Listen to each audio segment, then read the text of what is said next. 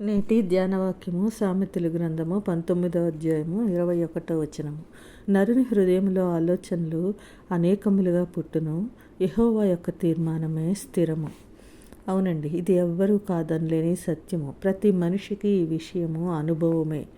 ఎవరికి వారు స్వపరీక్ష చేసుకుంటే ఎన్నో విధాలుగా ఆలోచిస్తాము.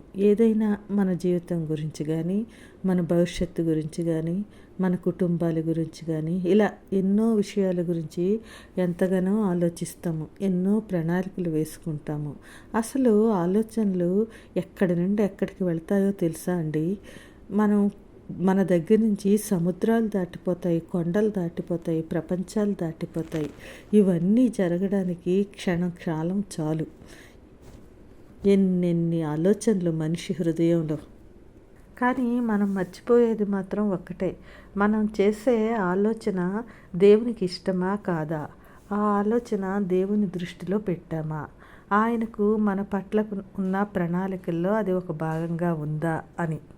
సామెతలు 21:30లో యెహోవాకు విరోధమైన జ్ఞానమైనను, వివేచన అయినను, ఆలోచన అయినను నిలువదు అని.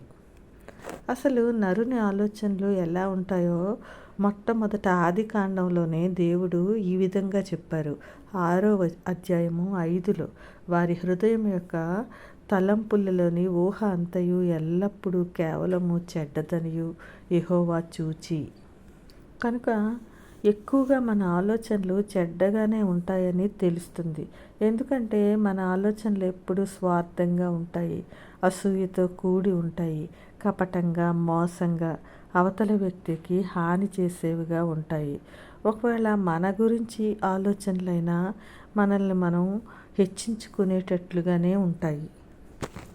అందుకే ఇర్మియా గ్రంథం 10:23లో తమ మార్గము ఏర్పరచుకునుట నరుల వశములో లేదనియు, మనుష్యులు తన ప్రవర్తన యందు సన్మార్గమున ప్రవర్తించుట వారి వశములో లేదనియు నేను ఎరుగుదును అని యెహోవా సెలవిచ్చెను అని ఉంటుందండి. కాబట్టి మన వశంలో ఏదీ లేదు అని తెలిసినా మనం ఆలోచనలు అనేకములుగా ఉంటాయి. కానీ ఏది మంచిది అని స్థిరపరిచేవాడు దేవుడు మాత్రమే. ఒక్కొక్కసారి మనం వేసుకునే ప్రణాళికలు కానీ, మన ఆలోచనలు కానీ తలక్రిందులైపోతాయి. ఎందుకు ఇలా జరిగిందా అని మనం చింతించిన అవసరం లేదు. అది దేవుని ప్రణాళికలో లేదు అని అర్థం చేసుకోవాలి. పౌలు గారు తన 2వ మిషనరీ ప్రయాణంలో ఆసియాలోని బితూనియాకు వెళ్ళాలని అనుకుంటారు. అందుకే ఆసియా దగ్గరికి వచ్చి బితూనియాకు వెళ్ళాలని ప్రయత్నం చేస్తారు.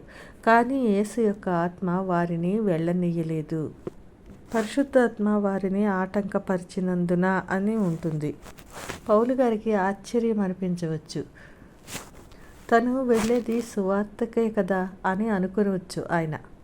సువార్త అక్కడ ఎందుకు వద్దు అని ఆయన ఆలోచించవచ్చు.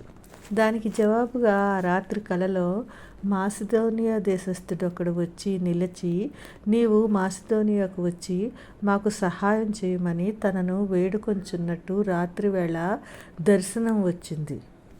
అప్పుడు పౌలు గారు అనుకుంటారు, మాసిదోనియాకు సువార్త మరింతగా అవసరమని మాసిదోనియాకు బయలుదేరుతారు. పౌలు గారు ఐరోపాలో మొదటి సంఘాన్ని స్థాపించవలసి ఉంది. కనుక పౌలు గారు వేసుకున్న ప్రణాళిక సరి అయింది కాదని దేవుడు అక్కడ తన ఆలోచనను స్థిరపరిచాడు. మన యొక్క ఆలోచనకు ఆయన మరొక విధానాన్ని కూడా ఏర్పాటు చేయవచ్చు.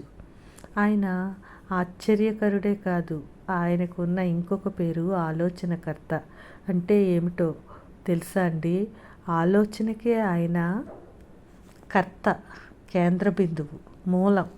కనుక మన జీవితం పుట్టినది మొదలుకొని అన్ని విషయాల్లో మనపై ఉన్న ఆయన ఆలోచనలు ఎంతో అద్భుతమైనవి, ఆశ్చర్యమైనవి.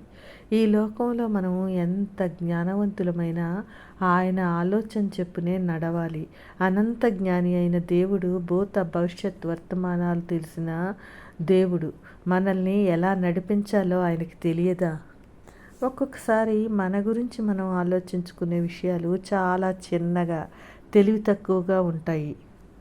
యెషయా గ్రంథం 55:8లో మన తలంపుల కంటే ఆయన తలంపులు చాలా ఎత్తుగా ఉంటాయి.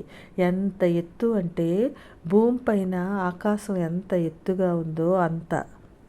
అవి మనం ఊహించలేనివి. కాబట్టి మన మీద మనం కాకుండా ఆయన ఆలోచనల మీద, ఆయన మార్గాల మీద ఆధారపడదాం. స్థిరమైన ఆ తీర్మానాన్ని స్వీకరిద్దాం. అలాంటి కృప దేవుడు దయచేయునుగాక. ఆమేన్.